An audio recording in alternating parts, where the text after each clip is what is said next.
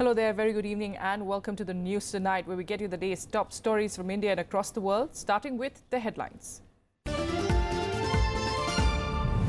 Rajya Sabha TV production Ragdesh releases to impressive reviews across the country.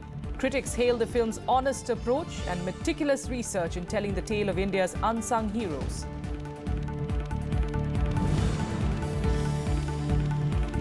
Nawaz Sharif resigns as Prime Minister of Pakistan after the Supreme Court there finds him guilty in the Panama Papers scandal. Sharif's PMLN party expected to name a new Prime Minister ahead of the general elections next year.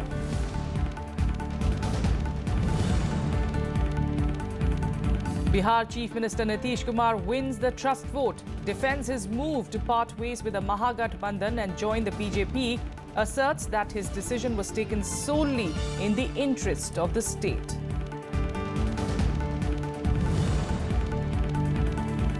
An opposition Congress disrupts proceedings in Rajya Sabha, alleging that Gujarat police abducted a party MLA to influence the upcoming elections to the upper house.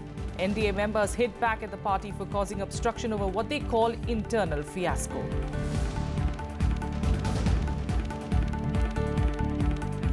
The top story this evening, Bihar Chief Minister Nitish Kumar won the trust vote in the Assembly on Friday, securing the support of 131 MLAs.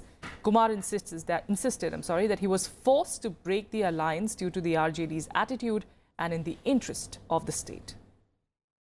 जनता सबसे बड़ी court होती है, जनता सबसे बड़ी अदालत होती है और जनता के प्रति प्रतिबद्धता हमारा है जनता की सेवा करने का, एक परिवार की सेवा करने का नहीं है। और ये राज मिलता है, यह योग, यह सेवा राजभोग के लिए नहीं मिलता है, मेवा के लिए नहीं मिलता है।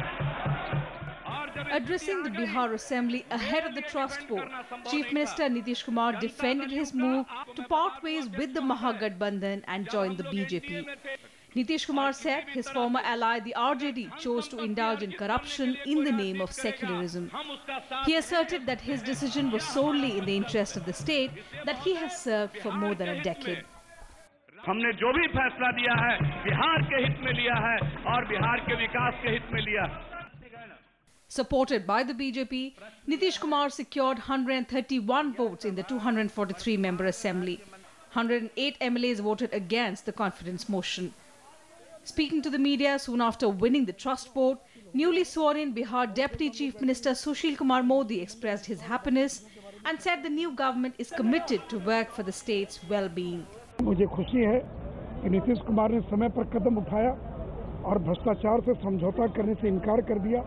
उन्होंने लालू के सामने घुटना नहीं टेका और ये जो गठबंधन बना है, ये जो एनडीए के साथ नीतीश कुमार का गठबंधन है, ये बाकी बचे 40 महीना पूरी मजबूती से पूरा करेगा और हम बिहार को विकास की ऊंचाइयों पर ले जाने का काम करेंगे। The former Deputy Chief Minister, however, accused the new government of insulting the people's mandate. Bhajpa के साथ मिलकर के जो सरकार बनाया गया, ये लोकतंत्र की हत्या है और बिहार के तमाम जनता के साथ ये धोखा हुआ है महोदय। इसलिए हमारा कर्तव्य बनता है कि ये जो छल कपट और नकारात्मक राजनीति जो हुई है, जोड़ तोड़ की बात जो चली है, मेरा ये स्पष्ट मानना मेरा ही नहीं बल्कि पूरे देश का मानना है कि ये पहले से ही प्री प्लान्ड था। RJD MLAs also held a protest against Nitish Kumar outside the State Assembly. The party has also decided to move court against the Bihar governor's invitation to the JDU and the NDA to form the government. Bureau Report, Rajya Sabha TV. Meanwhile, proceedings of the upper house were disrupted on Friday in the pre-lunch session after the Congress accused the BJP of abducting its MLAs in Gujarat. The ruling party denied all the charges and asked the Congress to set its own house in order. Several adjournments were witnessed as the Treasury and the opposition members traded barbs. You go back. Let me take up your hour. The opposition Congress held protests in the Rajya Sabha alleging that the Gujarat police abducted a party MLA to influence the upcoming elections to the upper house.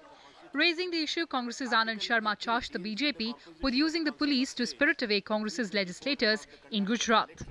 Last night, one ST Congress MLA, Poonaji Gavit, representing Viara constituency from Tapi district of Gujarat, was abducted by the police. And many MLAs are being abducted. It's a constitutional violation is taking place. They can, if they are abducted, they can complain. No, sir, it is to the Council of States, this house. Constitution is very clear about it. They are in the habit of stealing MLAs, which they showed in Goa and Manipur, but now they are stealing Rajya Sabha elections. Leader of opposition Ghulam Nabi Azad urged the chair to direct the Election Commission of India to ensure free and fair elections in Gujarat.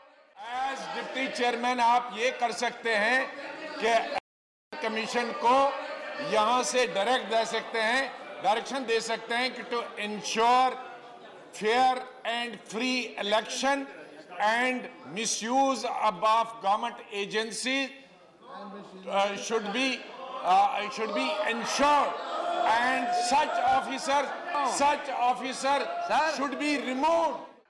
The government hit back at the Congress for causing obstruction in the House for what it termed as its internal fiasco. ये Congress party का आंतरिक मसला है। ये कांग्रेस में इन लोगों ने party में किसी ने बताया है नहीं बताया है। साहब, कांग्रेस पार्टी का लीडर ऑफ अपोजिशन गुजरात विधानसभा में पार्टी छोड़ देता है, उनके विधायक पार्टी छोड़ रहे हैं, उनके विधायक राष्ट्रपति के उम्मीदवार को वोट नहीं दे रहे हैं, इनकी कंप्लेन यहाँ क्यों कर रहे हैं? चुनाव आयोग अपनी निगरानी में निष्पक्ष और भयमुक्त माहौल में चुनाव कराता है। अगर वहाँ पर चुनाव में किसी तरह की इनको कोई शिकायत है तो ये यहाँ पर राज्यसभा में नहीं बल्कि चुनाव आयोग को जाकर के, जैसा आपने कहा कि अपनी शिकायत कर सकते हैं। दिक्कत ये नहीं है, दिक्कत ये इनको घर अपना समझ नहीं रहा है, मोहल्ले में शोर मचा रहे हैं, अपनी सदन के समय को बर्बाद कर रहे हैं। Deputy Chairman P.J. Curran clarified that the Election Commission does not require a direction from the chair to conduct free and fair elections. I want to make it clear, the Election Commission does not require a direction from the chair to conduct the election in a fair manner. The Election Commission is bound to do it constitutionally to conduct the election, and they are doing that. If you have complaint, you approach the Election Commission. The Congress members continued their tirade against the ruling party and moved into the well of the House. 0 hour and question hour were washed away amid the protests. Chance of 0 hour people, those who are given 0 hour submission. Kriti Mishra, Rajya Sabha TV. And post-lunch, the government demanded an apology from the Congress for defaming Gujarat in the upper house, urging it to introspect its failures. The Congress alleged that the Prime Minister's office was involved in brewing dissent in the Gujarat unit. As the standoff persisted, the House could not transact any business, even in the post-lunch session. As the House assembled at 2:30 p.m, Minister of State for Parliamentary Affairs Mukhtar Abbas Naqvi upped the ante against the Congress for the party's deepening crisis in Gujarat. He also demanded an apology from Congress members for vilifying Gujarat for its own failures. Gujarat में निष्पक्ष ढंग से भयमुक्त माहौल में चुनाव हो रहा है और उस चुनाव में आपका सूपड़ा बार-बार साफ हुआ है और भी साफ होगा। हमारा आपसे अनुरोध है कि कांग्रेस पार्टी के नेता यहाँ पर हैं, वो माफी मांगे इस बात के लिए, गुजरात के लोगों से माफी मांगे और गुजरात के लोगों को जो बदनाम करने का कि साजिश और षड्यंत्र किया है उसके लिए माफी मांगे और सारे के सारा जो कुछ भी इन्होंने कहा वो स्पष्ट किया जाए। But the Congress reiterated the charge that BJP abducted its MLAs in Gujarat. The Superintendent of Police of Wadi has kidnapped the MLA before filing the nominations, and even today they got 2 of our MLAs resigned from the assembly, and they nude our chief whip. They have made him as the candidate. That means Prime Minister's office is directly involved in all these defections. The chair sought to pacify the members and take up the private members' resolution. No, honorable members, this is private members' business. If members are not cooperating, if from both sides there is shouting, I will be forced to adjourn the House. However, the deadlock persisted. As the verbal duels continued between the Treasury and the opposition benches, the chair adjourned the House till Monday. What can I do? I am helpless. There are some occasions. With inputs from Vishal Dahiya and Panchanan Mishra, Kriti Mishra's report for Rajya Sabha TV. Demand of asking apology from either both either. And in a severe blow to the Congress in Gujarat, just ahead of the Rajya Sabha polls, 3 more party MLAs resigned on Friday. The MLAs, Man Singh Chauhan, Channa Bhai Chaudhary and Ram Singh Parmar, handed their resignation to Assembly Speaker Raman Lal Vora. With this, the total number of MLAs who have quit the Congress now stands at 6. 3 MLAs considered close to Shankar Singh Waghela resigned on Thursday and joined the BJP. One of them, Balwant Singh Rajput, has been named the BJP's candidate for the upcoming Rajya Sabha polls against Congress veteran Ahmed Patel. The series of resignations spelled trouble for Ahmed Patel, who has now filed papers for a 5th term in Rajya Sabha from Gujarat.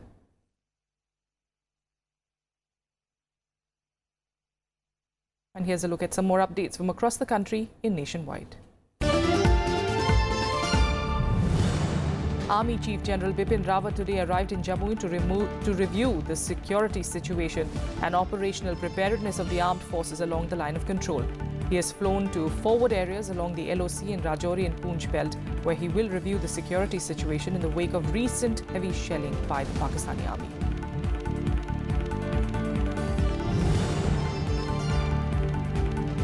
The Enforcement Directorate has attached assets worth over 148 crore rupees in connection with its money laundering probe in cases related to YSR Congress leader Jagan Mohan Reddy and others. Officials said a provisional attachment order under the PMLA law has been issued. The CBI FIR stated that since May 2004, Jagan floated a number of companies wherein quid pro quo investments had been made by beneficiaries. The ED also conducted searches at 5 locations in the country in connection with a money laundering Ponzi case worth 600 crore rupees. As per officials, a criminal FIR has been registered under PMLA. The searches at 5 places across India are related to Kamal K. Bakshi and A.K. Singh in relation to Unipay Group Ponzi scam.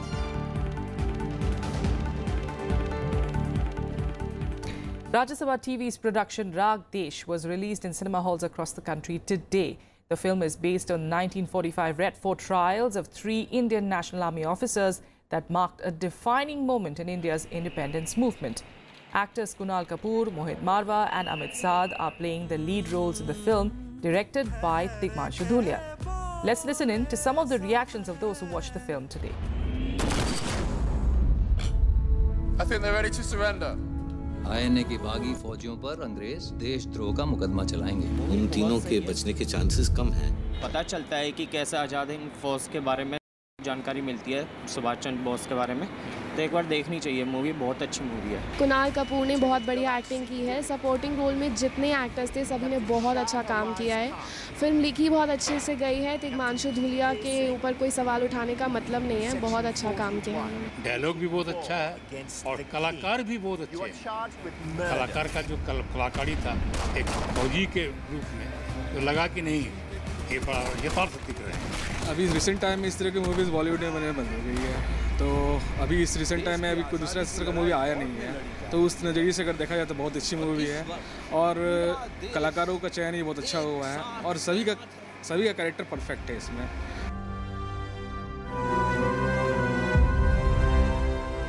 Very patriotic movie बहुत अच्छी थी, conceptual बहुत अच्छे थे, concept अच्छे थे, बहुत बढ़िया लगी। एक बार प्लीज़ आप एक बार जरूर देखें, ये मूवी बहुत बढ़िया है।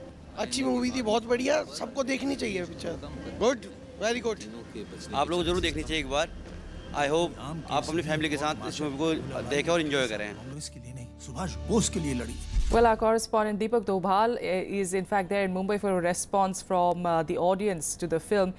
Deepak, what are the kind of reactions that you're getting on this film? See, the response was quite positive and quite satisfying. Though it was first day of the release of the film, although we were not able to see that zeal, that enthusiasm of first day, first show kind of the thing. But despite of the fact that this movie is based on a historic event and very important part of the history of our freedom struggle, but people turned up in a good number. The number was quite satisfactory, and whosoever came to watch the movie had a smile on their faces at the end of the movie. We managed to talk to some of the viewers, and they told us that they were amazed to see that how a piece of history could be carried out on screen in such a beautiful way, in such an entertaining way. Let me tell you, this film not only was informative for them, but they found it quite entertaining also. And this was quite amazing thing for me. One more thing, people not only loved this film, but also promised that they are going to recommend this film to their friends and family so that they could also come and watch, because they think that this film is very, very important for each and every citizen of this country, especially for the youngsters. So this was quite satisfaction by seeing these all kind of emotions, reactions on their faces. So Mumbai loved this film. They appreciated the direction part. They appreciated the casting part. Everybody told us that the casting was very good. Everyone was fit for the role, and the acting part was also obviously appreciated. So I can tell you that Mumbai loved this film, and I hope that this love for the film will go deeper and deeper in coming days and weeks. Absolutely, Deepak. We'll leave it there for the moment. Like you were saying, of course, the audience has loved the movie, and yes, the critics too have been loving it. They've been giving it good reviews as well. We'll continue tracking all of that, and we do hope you get to watch that movie as well as soon as possible. I'm definitely going this weekend. We'll take a quick break here. Back with more news in a bit. Stay with us.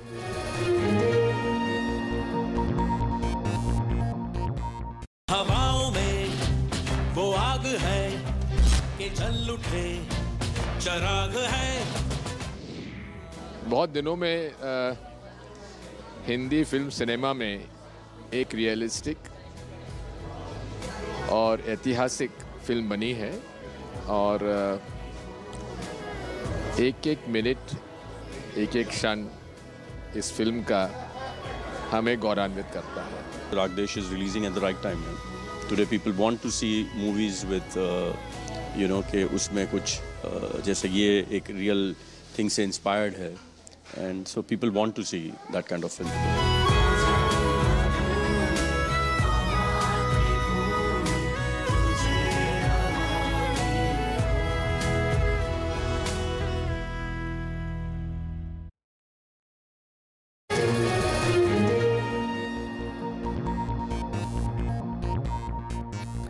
All right, let's get you some more news now. In fact, this one's coming in from China. National Security Advisor Ajit Doval, along with other top security officials of the BRICS nations, met Chinese President Xi Jinping on Friday.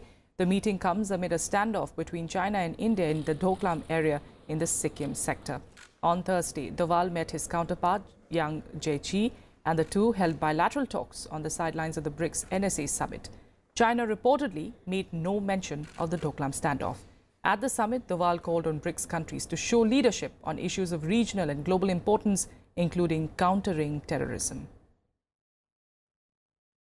Well, for more on this story, we're being joined by Saibal Dasgupta, who's the Times of India Beijing correspondent. Saibal, thanks so much for speaking with us here on the news tonight. You know, officially, of course, nothing coming out really on what really went on in that meeting between Ajit Doval and, of course, Xi Jinping. But anything that you're hearing from your sources? Yes, there are two important indications.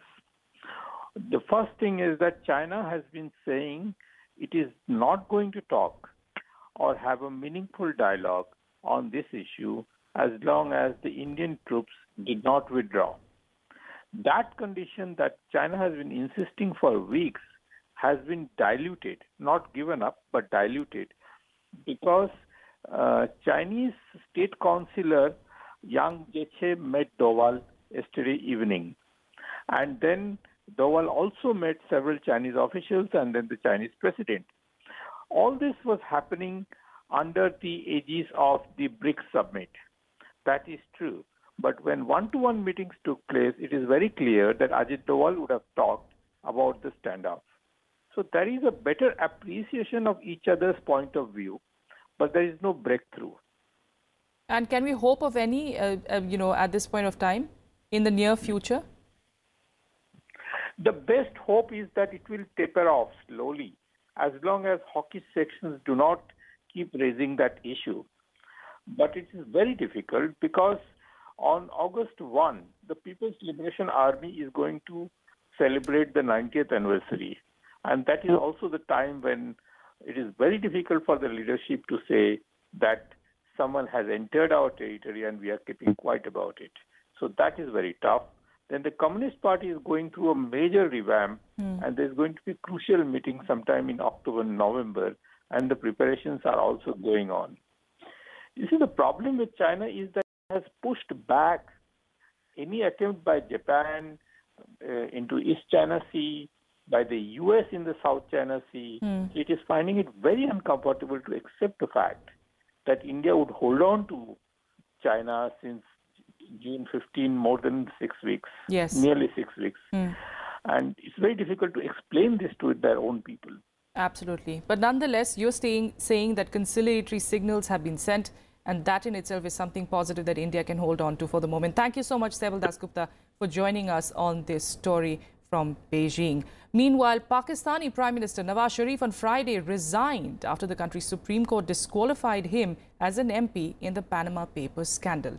The ruling came after a probe into his family's wealth following the Panama Papers leak linking Sharif's children to offshore companies. Pakistan Prime Minister Nawaz Sharif resigned on Friday, hours after the country's Supreme Court held him guilty in the Panama Papers scandal. The top court of Pakistan disqualified him from holding public office and ordered corruption cases to be filed against him and his family. The court dismissed Sharif after an investigative panel alleged his family couldn't account for its vast wealth. Finance Minister Ishq Dar, one of the Sharif's closest allies, was also removed from office.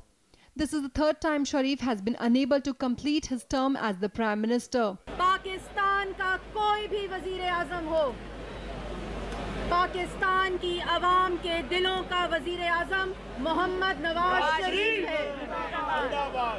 और मोहम्मद नवाज शरीफ को, जो कि तीसरी दफा मुंतखब वज़ीर-ए-आज़म है, वज़ीर-ए-आज़म की कुर्सी की जरूरत नहीं है। Pakistan's opposition Tehreek-e-Insaf party welcomed the Supreme Court's verdict.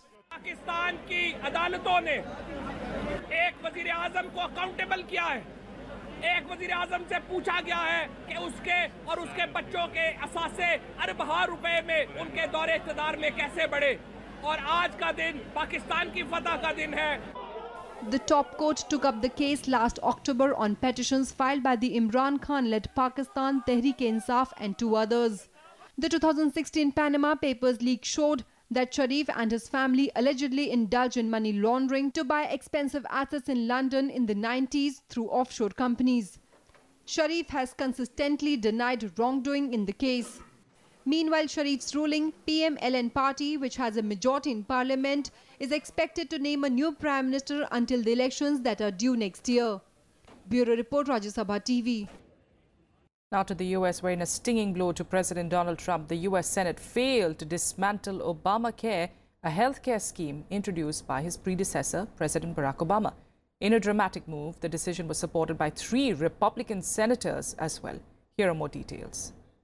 In a blow to US President Donald Trump, the Senate on Friday rejected a Republican bill to repeal Obamacare. This after 3 Republican senators, John McCain, Susan Collins and Leila Murkowski, crossed party lines to join Democrats in a dramatic 49-51 vote to reject the skinny repeal bill. Soon after the vote, Donald Trump tweeted that the 51 senators who voted against the failed so-called skinny Obamacare repeal bill have let the American people down. The Senate's decision undermines one of Trump's major campaign promises and also leaves the Republican president without a major legislative win after more than 6 months in power, despite Republicans controlling the White House, the Senate and the House of Representatives.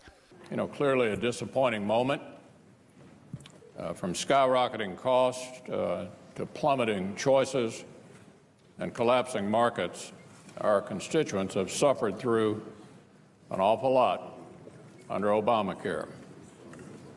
We thought they deserved better. It's why I and many of my colleagues did as we promised and voted to repeal this failed law. Tonight was an unfortunate night. It was a sad night. But yet I don't believe this journey is over. For 7 years, Republicans have been promising the American people that we would repeal Obamacare. That has been the fundamental commitment of Republicans in the House, Republicans in the Senate, and the President. We have to honor that commitment. As the news emerged, celebrations erupted outside Capitol Hill, where protesters had gathered against the withdrawal of the affordable health care, popularly known as Obamacare. Former President Barack Obama's signature domestic achievement, Obamacare, provides health insurance to about 20 million Americans who were previously uninsured. But the health scheme has been relentlessly criticized by President Trump, who views it as government intrusion on people's healthcare decisions. Bureau Report, Rajya Sabha TV. And here's a look at some more international news updates in Global Buzz. At least 54 people were injured after a train crashed at a station in the Spanish city of Barcelona. The injured included the driver of the train. The accident took place during the morning rush hour at the Francia station in the city centre.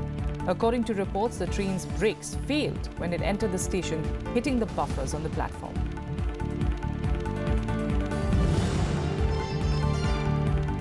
Japan imposed additional sanctions on North Korea in response to Pyongyang's recent interballistic missile launches. Under the new sanctions, Japan will freeze assets of 9 individuals and 5 organizations linked to North Korea. The announcement came just hours after the US Senate also voted for new sanctions on North Korea.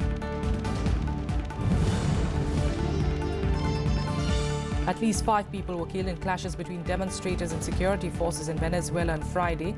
Protesters had called for a 2-day general strike across the country in an attempt to force President Nicolas Maduro to scrap a planned election on Sunday. Many streets in Caracas remain barricaded as government forces try to stop the demonstrations.